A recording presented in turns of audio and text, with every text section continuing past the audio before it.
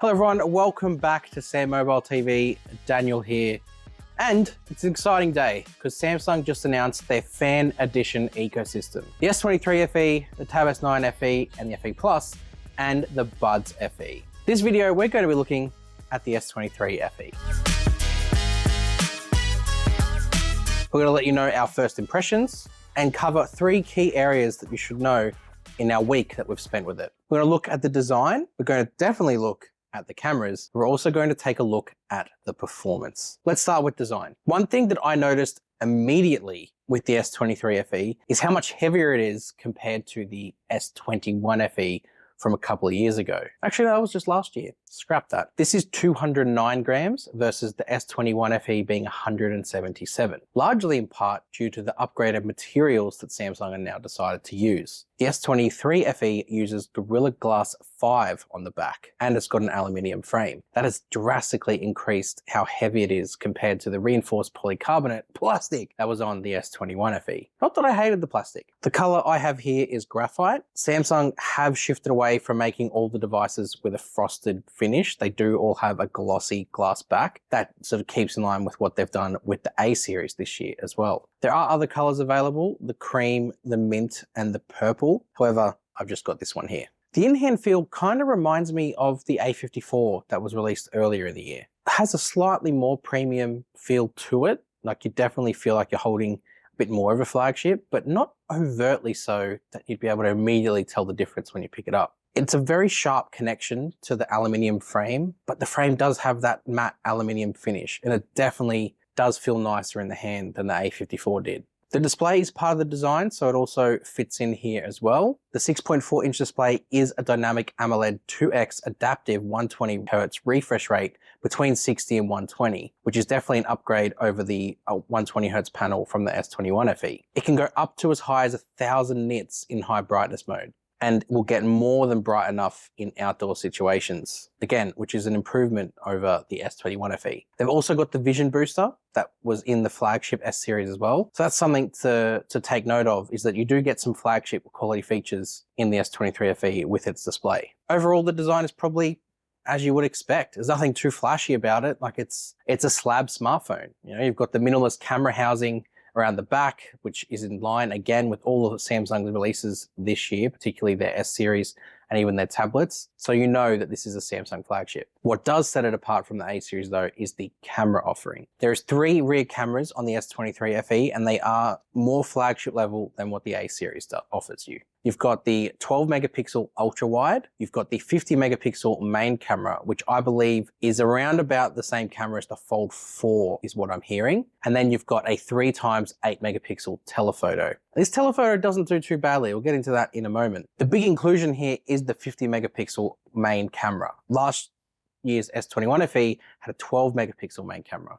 So it definitely has improved both in sensor size and in megapixel count, and it definitely will improve the photo output that you get. Across the front, it has a 10 megapixel selfie camera, which might sound like a downgrade from the 32 megapixel one from the S21 FE, but in execution, it actually performs, I would say, better. So definitely be okay with the fact that it's just 10 megapixels because it does perform really well. The photos here look really good. Honestly, you will not be disappointed with the output you get, and the cameras perform fast and have good processing. Samsung do have the Exynos 2200 in here, which is the unit that I've got. I'll talk about that in a little bit, but honestly, in terms of photos, it performs well enough. Being a flagship processor, you get all of the modes that Samsung normally put into a flagship phone. You know, you have the 2x portrait sensor crop because it is using the high resolution. You got features like director's view, the full version of it, full version of single take. You're not actually missing out on much.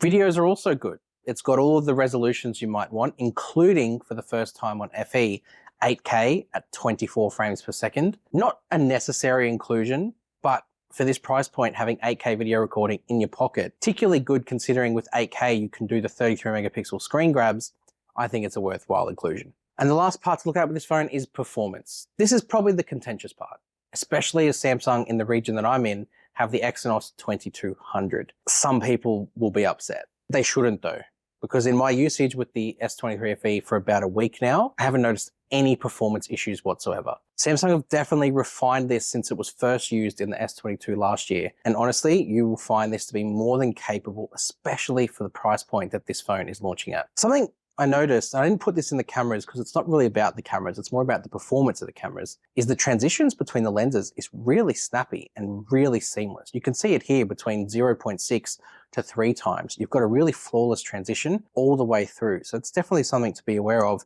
And I think the Exynos 2200 is enabling this flawless transition. With all that being said, I'm using software from July. So I only imagine the performance of the phone to improve as this phone gets updates. And because I'm not going to get any updates with this one, I think it's a sample that doesn't get updates. I'm probably not going to see that myself, but for consumer levels, you absolutely will see performance improve as this phone gets released over time. Now, I haven't had enough time with it to talk about battery. That being said, it has a 4500 milliamp hour battery, 25 watt fast charging, super fast wireless charging, and of course, wireless power share. So all the flagship type numbers you'd want, they're all here. The thing is, I like that Samsung haven't skimped out on performance features. Because it's got the flagship processor, but because it's not a flagship phone, you'd think they might not include some stuff. But no, it's got DeX. All the solutions for DeX that you might want is inbuilt into here. I mentioned all of the camera modes. They're all there in their fully fledged form. The only thing you don't have is Expert RAW, but I don't think people at this price point are going to be too bothered by that. Final thoughts is the FE is a solid phone. It's not here to be a world beater. It's just a very capable, very standard smartphone that has all of the stuff from a flagship experience you might want, or might need rather, and none of the stuff that is like extras. It's just the phone and that's it. And it's not trying to be anything else other than that. We'll see how people react to it. But so far, so good from my point of view. Thank you for coming to check out SamMobile. We do have the other FE devices videos up and running, so please go check them out. While you're all doing that, make sure you subscribe and also go check out SamMobile's website. We've got plenty of stuff on there to keep you entertained on all things Samsung. Come find us on our socials as well, and I'll see you in the next one. Thanks.